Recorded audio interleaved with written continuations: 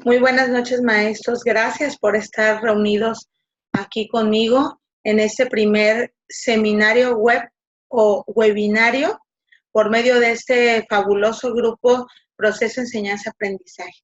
Espero que todos estén muy atentos de las reuniones que vamos a tener, como yo les había prometido, viernes a viernes de este ciclo escolar 2019-2020.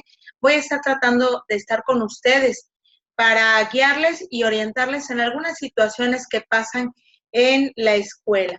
En este momento vamos a iniciar la presentación de qué hacer los primeros días del ciclo escolar. Déjenme mover la cámara y en este momento comenzamos. Los primeros días del ciclo escolar son bien importantes porque nuestros alumnos es cuando se enteran de lo que va a suceder a lo largo del ciclo escolar. Este momento puede ser muy propicio para que nosotros pongamos las bases y aclaremos muchas de las dudas que nos pueden, hasta cierto punto, evitar muchos conflictos y malos entendidos con los alumnos y con los padres de familia. El primer rubro que vamos a tratar es la presentación con los estudiantes. Esta presentación debe propiciar una empatía y una confianza entre el docente y los estudiantes, pero también de los estudiantes al docente. La primera parte habla del docente. Es quien debe ser el que tome la iniciativa, por ser así el facilitador o conductor de la clase o el que lleva, pongámoslo así, la batuta en el aula. Entonces, en esta presentación, pues se propicia, ¿verdad? Un clima que debiera más bien de ser de confianza, aunque muchas veces, bueno, nuestros alumnos cuando son de primer grado o es la primera vez que les vamos a impartir clase o un curso, pues están muy a la expectativa y hasta en ocasiones temerosos de lo que vaya a suceder, porque principalmente, bueno, tienen solamente la perspectiva de un físico o la opinión de otros compañeros, pero pues no es lo mismo, ¿verdad?, que estar conviviendo con alguien.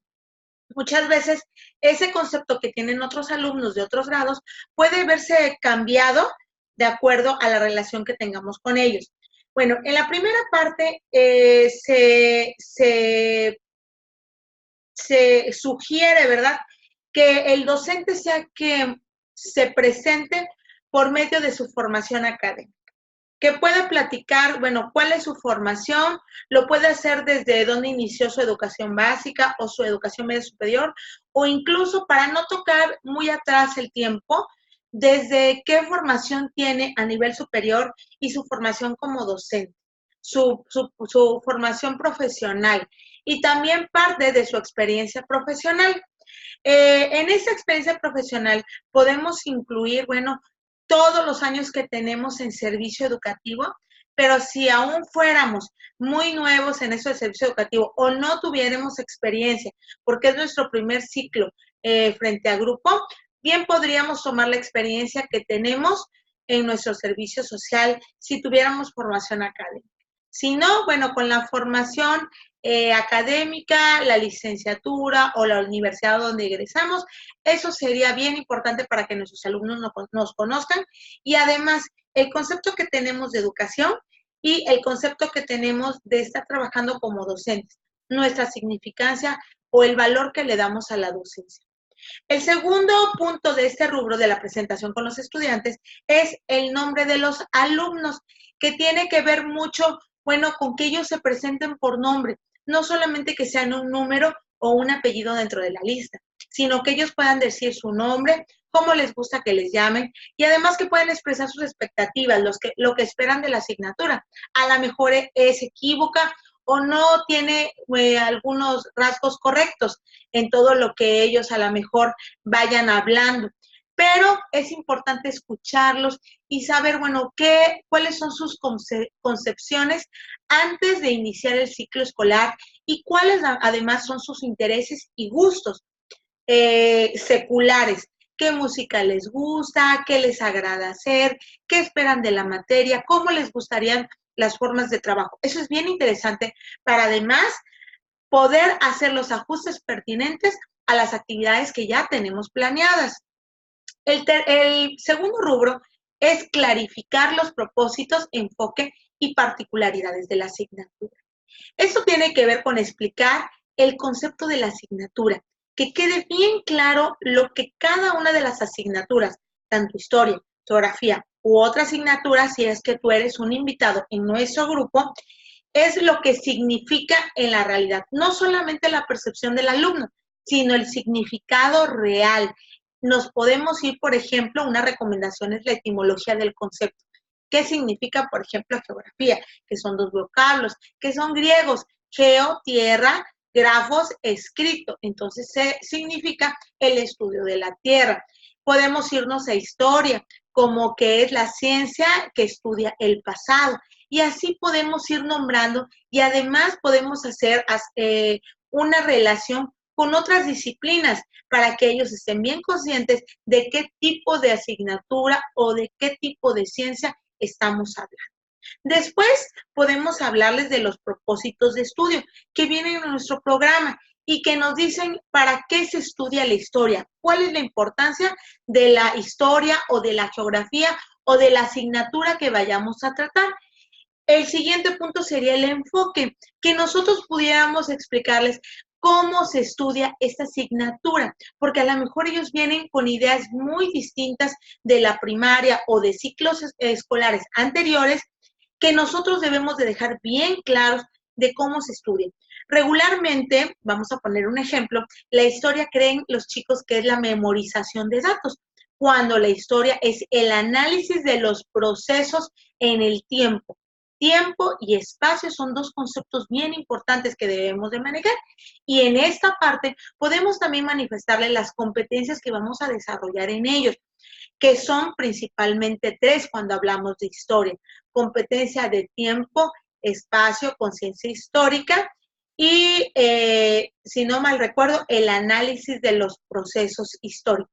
Entonces, esta parte es bien importante que los alumnos lo recuerden porque entonces les va a dar significado a la historia o a cualquier asignatura. Cuando hablamos de geografía, por ejemplo, las constantes de la geografía, la localización, ubicación, orientación, todo esto que tiene que ver con los conceptos y además que la geografía en nuestro enfoque de educación básica mexicana está 100% relacionado con el hombre. Quiere decir, el hombre está al centro de la geografía y la estudiamos para, bueno, ubicarnos, conservar nuestro planeta y además que sea un espacio sustentable. El cuarto punto en este rubro serían las particularidades.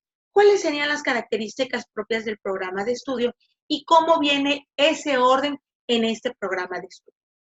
El rubro número 3 es explicar la organización programática y la dosificación. Significa conocer el programa de estudios. Que los chicos, ¿verdad?, puedan visualizar y nosotros, sin temor a nada, podemos enseñarles la dosificación programática, la que viene en su programa de estudios, ya sea para primero o segundo, el aprendizajes claves, o para tercero, el 2011. Y en ello que puedan ver, por ejemplo, para primero y segundo, los ejes temáticos o los contenidos para tercero, los aprendizajes esperados y explicarles qué es un aprendizaje esperado y que ellos puedan valorar ese aprendizaje esperado como una medida de si aprendieron o no aprendieron. Este aprendizaje esperado es lo que ellos van a lograr al finalizar cada una de las secuencias didácticas y de la realización de sus productos y explicarles la taxonomía, que es el verbo que viene al inicio del aprendizaje esperado, para que ellos sepan hasta dónde deben lograr. El último punto es la dosificación trimestral. Nosotros debemos de decirles cuáles son los contenidos trimestrales que vamos a tratar para que ellos se ubiquen y puedan ir logrando poco a poco y ubicándose también en ese logro para que se sientan, ¿verdad?, actitudinalmente y también incentivamente puedan ellos no solamente estar recibiendo este proceso de enseñanza-aprendizaje, sino que ellos puedan sentir que realmente avanzan en el logro de temas, en el logro de aprendizajes. Una idea muy buena es hacer una dosificación al principio del ciclo escolar. Yo lo hacía con mis alumnos cuando estaba frente al grupo y yo les ponía un cuadrito con los 5 bimestres. Todavía cuando yo estuve, trabajábamos los periodos evaluativos por bimestre. Ahora, bueno, trabajamos por trimestre. Una buena opción es hacer este cuadrito en 3 columnas y poner en cada una de las columnas los aprendizajes esperados, incluso los podemos numerar, así como hicimos la planeación didáctica, y entonces cada vez que ya ese aprendizaje lo hayamos finalizado, los alumnos lo van coloreando y lo tienen pegado en una de las portadas de la libreta. Esto puede ver el avance en los alumnos y además los papás pueden también contrastar que ellos están avanzando en el aprendizaje y en la programación que la SEP nos está dando. El rubro número 4 es establecer las formas de trabajo. Esto quiere decir, bueno, cómo vamos a trabajar, qué materiales vamos a utilizar y cómo se da en nuestra dinámica de clase. Cada maestro en particular tiene diferentes formas y es muy respetable, pero también es bueno que los alumnos lo sepan. Así los alumnos podrán estar dentro de esa dinámica e insertarse e incluirse en cada una de las actividades sin temor a equivocarse. Muchas de las veces nosotros que estamos en secundaria, los alumnos no participan porque les da temor de hacer las cosas mal. Este es el momento, los primeros días del ciclo escolar, para establecer cuáles son las formas de trabajo y darles mayor orientación a nuestros alumnos para que ellos realicen su trabajo. En primer lugar, el material que vamos a utilizar, ¿sí? ¿Qué tipo de libreta vamos a utilizar? ¿Cuáles son las tintas que vamos a utilizar? Que en mi caso yo les recomendaría libreta tamaño profesional cosida, porque es la que más dura a los niños. La de espiral, como traen mochila, se les dobla y se les maltrata con mucha facilidad. Las libretas sin espiral y cosidas son más duraderas, además que las pastas vienen reforzadas. Ya vienen de un color específico y con una etiqueta solamente para ponerle su nombre. Esto aminora los tiempos y al padre le facilita. En caso de que nuestra situación económica o la situación de nuestros alumnos no permita adquirir uno de estos artículos, bueno, bien podremos encargarle una libreta de tipo espiral y pedirle que la refuerce del lado de la costilla, a fin de que esa libreta pueda durar todo el ciclo escolar, ¿sí? Muy bien. En estos materiales de utilizar, también me gusta aclarar, en mi caso, me gustaba que utilizaran solamente 3 colores de tinta, negra, rojo y azul. En primera, porque son los más económicos. Y en segunda, porque son menos distractores que los demás. Hay niñas, digo principalmente las chicas, son las que utilizan mucho las tintas de color, que son muy bonitas y que dan pues mucha calidad estética en los trabajos. Sin embargo, se dejan llevar por la estética y no por el contenido. Entonces se vuelven un distractor y muchas de las ocasiones pueden ser negativas en lugar de ser un aliciente para que nuestros alumnos mejoren su trabajo en calidad. El segundo punto son las dinámicas de clase secuencia. Nosotros podemos explicar a nuestros alumnos cómo va a ser cada secuencia y también explicarles que no todas las secuencias, porque acuérdense que las secuencias van por aprendizaje esperado, tienen la misma duración. A veces nos tardaremos una clase, a veces 2, pero a veces hasta 8 clases, como pasa en geografía. Entonces son aprendizajes esperados distintos porque algunos conllevan más temas o contenido y son más profundos en su taxonomía que otros. Ese es por un lado. Y por otro lado, bueno, explicarles cómo es esta secuencia didáctica, que empezamos siempre en un inicio y que en el inicio siempre haremos una exploración de conocimientos previos. Llámese cual sea la estrategia, sea RA, PRP, o sea SQA, o sea preguntas generadoras, lluvia de ideas. Cualquier estrategia que utilicemos está bien, pero que el alumno sepa, para que sepa que en esta parte se vale equivocar y se vale que él pueda decir sus ideas previas sin temor a equivocarse. En la parte de en medio, que sería el desarrollo, es la parte donde el alumno va a tener que leer, que buscar información, que estructurar su aprendizaje por medio de un producto que será el trabajo final en cada secuencia didáctica. pero que va a haber varias actividades de andamiaje, quiere decir de construcción, que poco a poco van a ir engranando hasta hacer un producto final.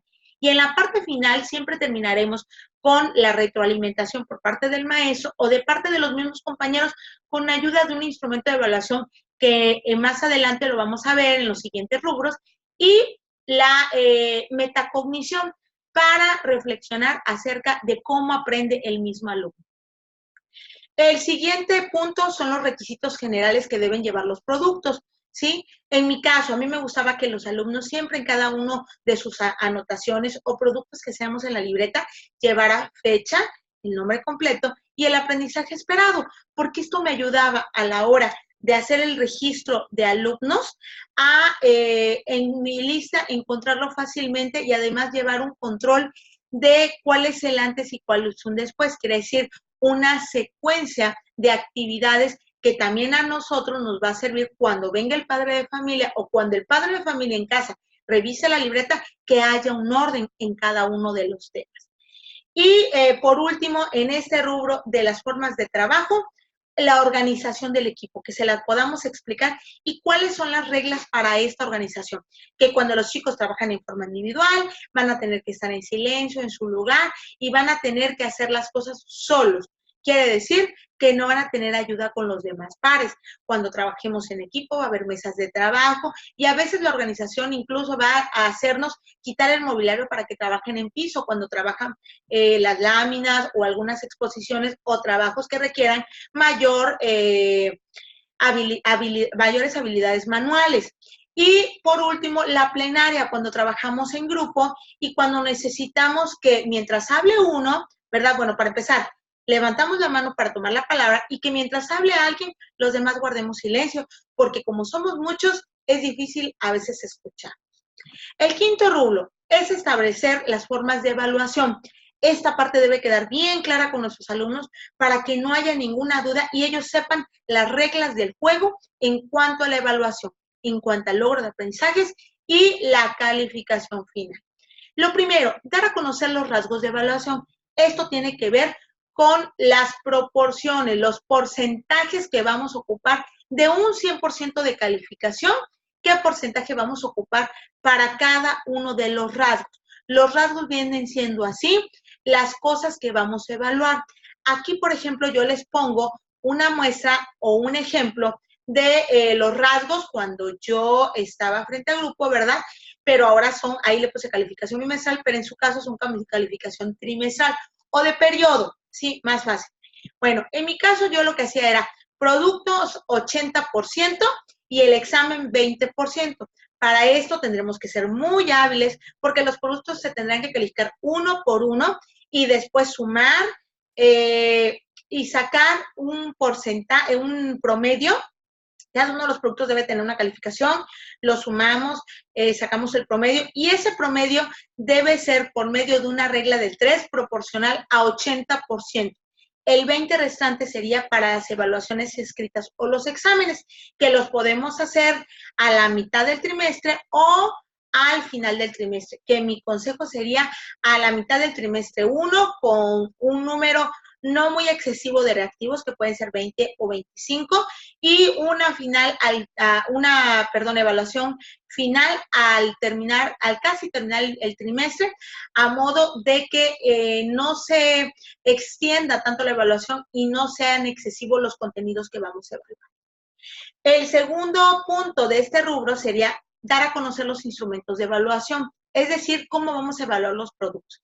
No es necesario que ya tengamos determinados todos nuestros instrumentos de evaluación, pero sí darles a conocer que a veces vamos a utilizar la lista de cotejo, a veces vamos a utilizar la escala estimativa y a veces la rúbrica. Y esto es bien importante ponerles un ejemplo, que la lista de cotejo solamente lleva 2 columnas, sí o no, que la escala estimativa viene, ¿verdad?, con una escala abajo de valores en la cual nosotros determinamos cuál es la calificación o la valoración que le vamos a dar a cada uno de sus trabajos por medio de indicadores, que es el punto que sigue y ahorita lo vamos a tratar.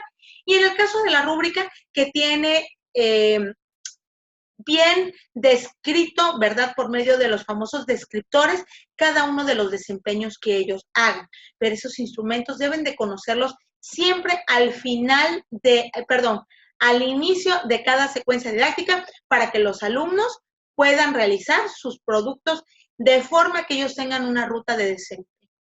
El siguiente punto es los indicadores de evaluación. ¿Qué es lo que vamos a evaluar? Y podemos explicarle a nuestros alumnos que nosotros dentro de los productos evaluamos 3 cosas. Evaluamos contenidos conceptuales, es decir, la teoría o los conocimientos que ellos pueden adquirir. Evaluamos también los procedimientos o las habilidades, la forma en que lo hacen.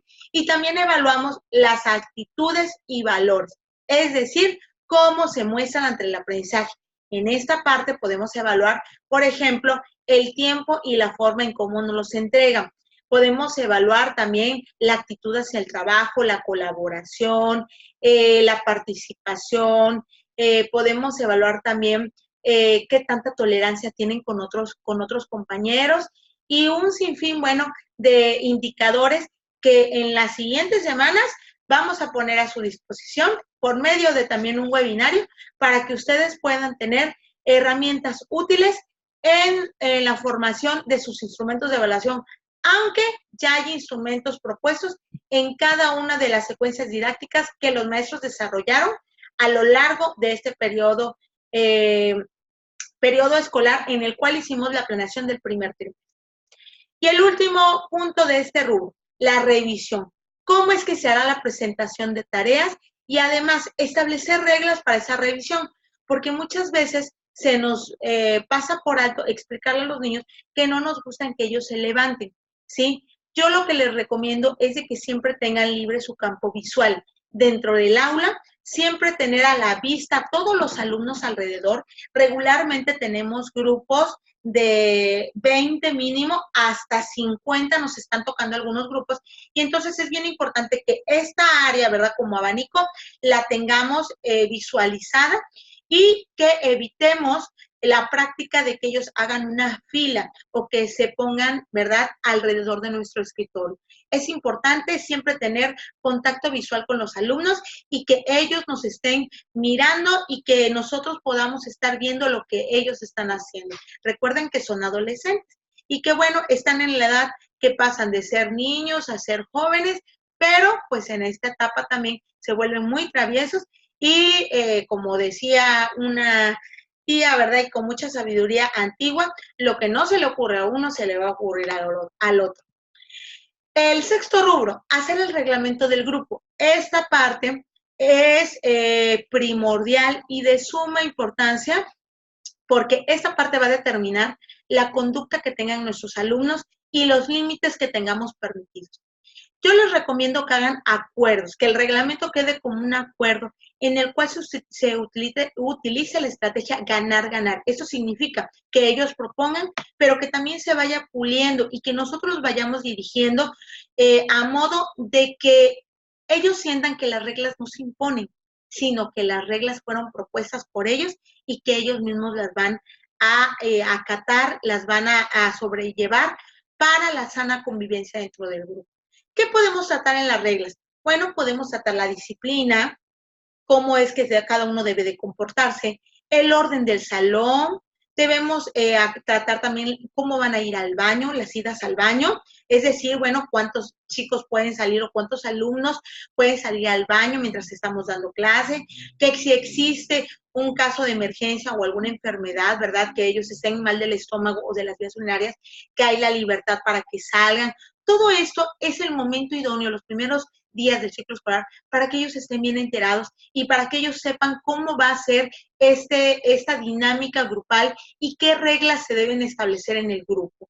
Además, bueno, la dinámica de la revisión de libretas, que ya lo dijimos, el pase de lista, la limpieza del aula y cómo van a ser las inasistencias, cómo vamos a aplicar esas inasistencias, los retardos y los justificantes.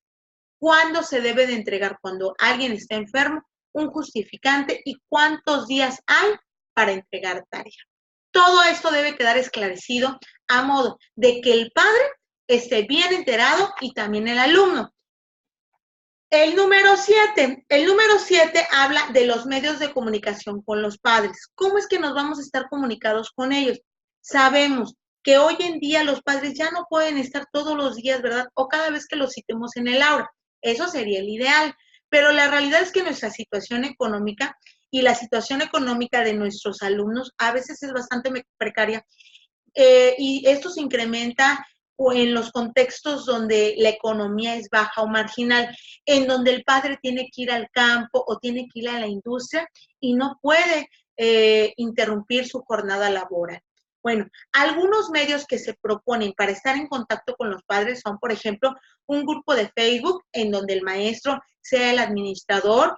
En algunas veces, bueno, dejarlos participar, en otras solamente como difusión, o la página de Facebook que sirve solamente como difusión y no permitir ningún comentario del padre, solamente vía privada o lo que le llamamos inbox, a modo de que haya una comunicación directa.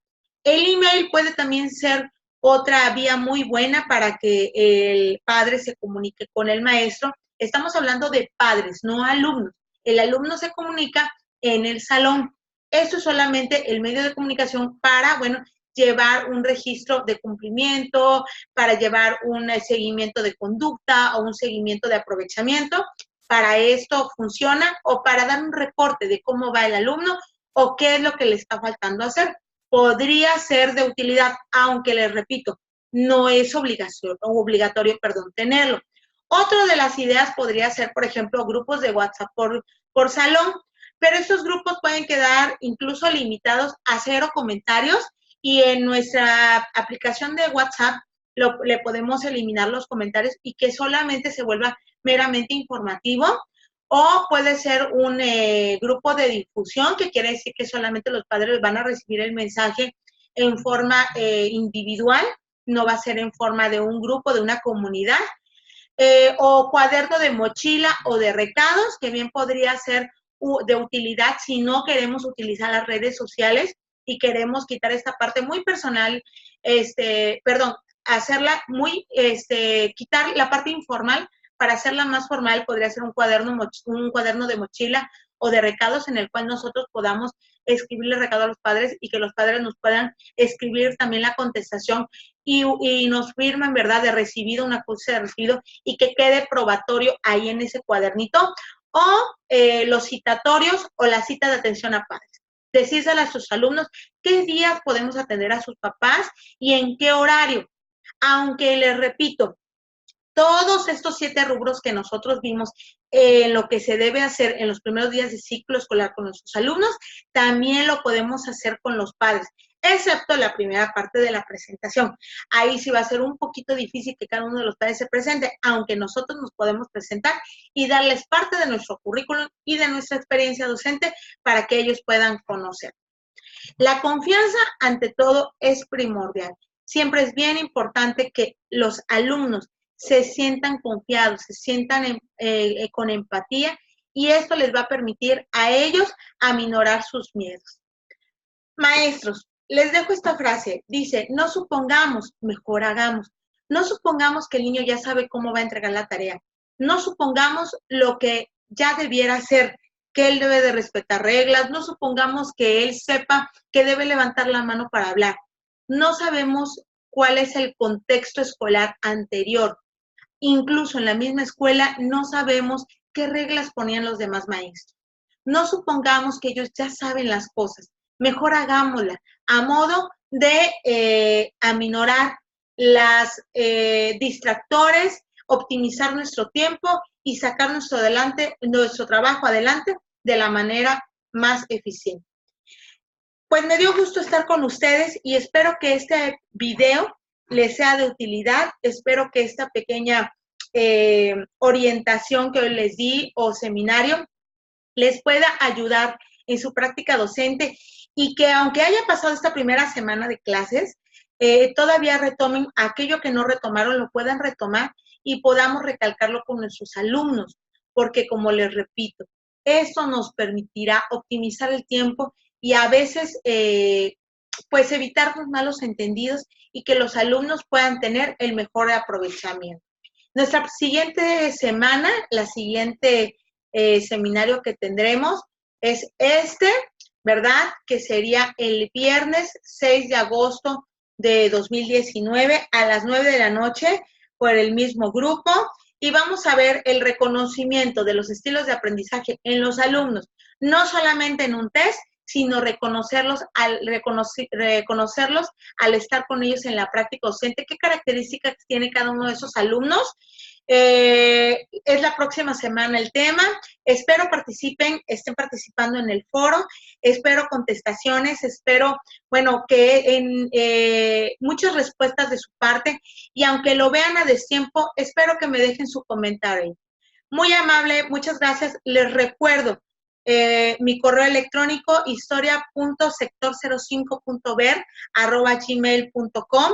Les recuerdo el grupo de Facebook, ahí lo tienen en pantalla, Proceso Enseñanza-Aprendizaje. Pueden mandarme una solicitud para ingreso y nosotros le ingresamos. Y también les recuerdo que si no están en ningún grupo de WhatsApp, me pueden mandar un mensaje vía WhatsApp. Mi número telefónico, ustedes ya lo tienen. Si no, bueno, con los coordinadores o con sus compañeros pares de escuela, y ellos se los pueden facilitar. Buenas noches, maestros. Gracias por estar con nosotros y nos vemos hasta la próxima. Bye bye.